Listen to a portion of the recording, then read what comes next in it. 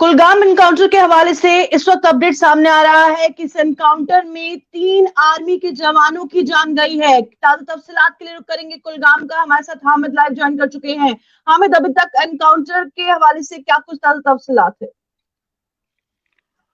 हाँ जी, कल रात की अगर हम बात करें कि जब इनकाउंटर शुरू हुआ था उसके बाद लग रहा था कि अभी इनकाउंटर और चलेगा, मगर उसके बाद ये इनकाउंटर तो कंटिन्यू रहा। गोलियों का दोनों तरफ से तबादला हो रहा था, धमाकों की आवाजें दूर दूर तक सुनाई दे रही थी।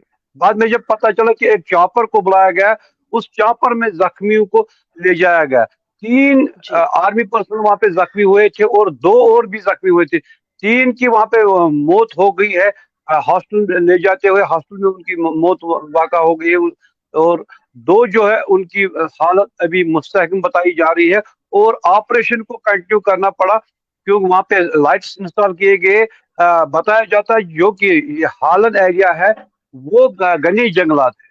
वहां पे ऑपरेशन को कंटिन्यू करना, कार्डन रखना, वो एक बड़ा चैलेंज है। मैंने कल शाम को ही बताया था क्योंकि वो जंगलात एरिया है जहाँ पे आर्मी को ये इनपुट मिला था कि यहाँ से मिलिटेंटों का गुजर होता है।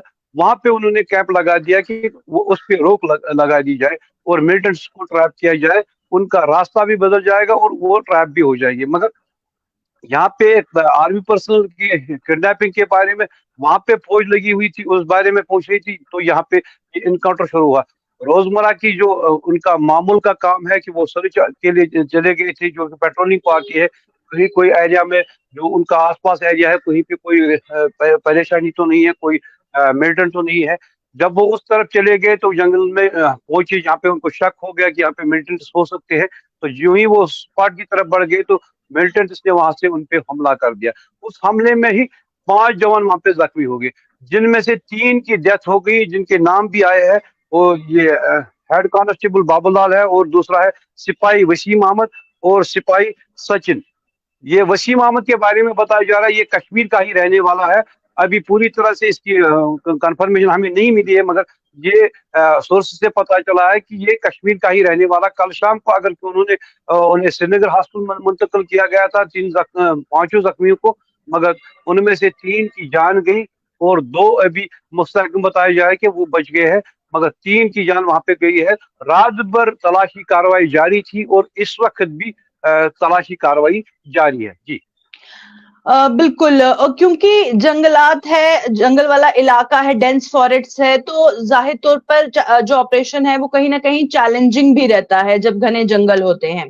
और जैसे 2 से 3 मिलिटेंट्स की मौजूदगी वहां पर बताई जा रही थी। 3 आर्मी जवान शहीद हो गए हैं इस एनकाउंटर में और 2 की हालत अभी भी गंभीर बताई जा रही है। फिलहाल भी दोनों ओर से गोलियों का तबादला जारी है।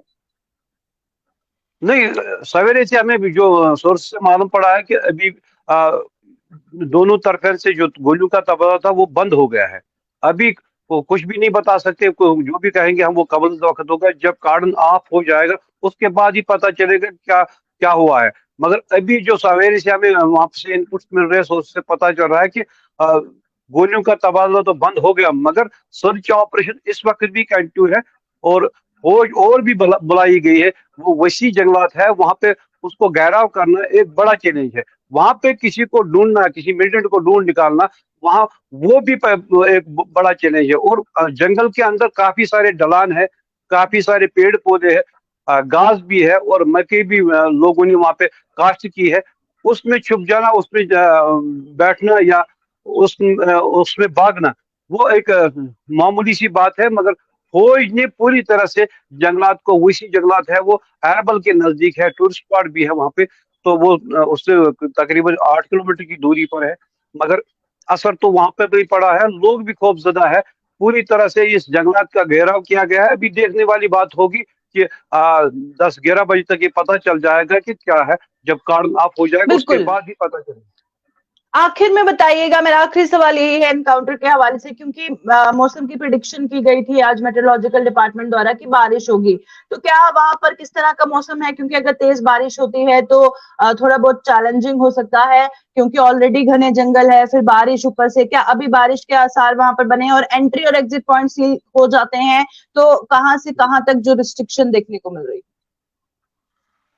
पूरी तरह से नहमा से रिस्ट्रिक्शन पूरी वो जेशपोरा जो है अहरबल है, उन सारी जगह जो भी एंट्री पॉइंट्स है, एग्जिट पॉइंट्स है, उनको बारीक बीनी से तलाशी के वहां पे गाड़ियों की तलाशी दी जा रही है और पैदल चलने वालों की जामा तलाशी दी जा रही है। उसके बाद उनको अपने मंजिल की तरफ जाने के लिए बोला जा रहा है। मगर जो भी है, अगर बाहर का कोई है तो वो अभी एहतियाती कर रहा है, क्योंकि अहरबल की तरफ जाना है तो हालात कहीं पे भी खराब हो सकते हैं, कुछ भी हो सकता है।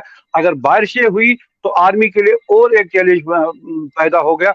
वहां पे इस ऑपरेशन को कंटिन्यू करना वो एक बड़ा चैलेंज रह जाएगा उनके लिए भी। अगर उनके पास सामान भी होते हैं कि बारिश से बचने के लिए कोई उनके पास ब्रांडी होती है, बाकी चीजें होती है, मगर फिर भी चैलेंजिंग रहेगा, क्योंकि फिसलन बहुत कुछ होती है। जंगलात की तरफ बढ़ना या जंगलातों में रहना, वहां पे रहने के लिए बहुत काफी परेशानियां हो सकती है। जी चलिए, बहुत बहुत शुक्रिया हामिद, और पल पल का अपडेट हमारे व्यूअर्स तक पहुंचाते रहिएगा एनकाउंटर के हवाले से। फिलहाल 3 जवान इस एनकाउंटर में शहीद हुए हैं, 2 की हालत गंभीर है और अभी भी जैसे बड़े पैमाने पर वहां सर्च ऑपरेशन चलाया जा रहा है। जैसे ही कोई अपडेट सामने आएगा, जेके न्यूज़ पर आप तक सबसे पहले पहुंचाएगा। देखते रहिए।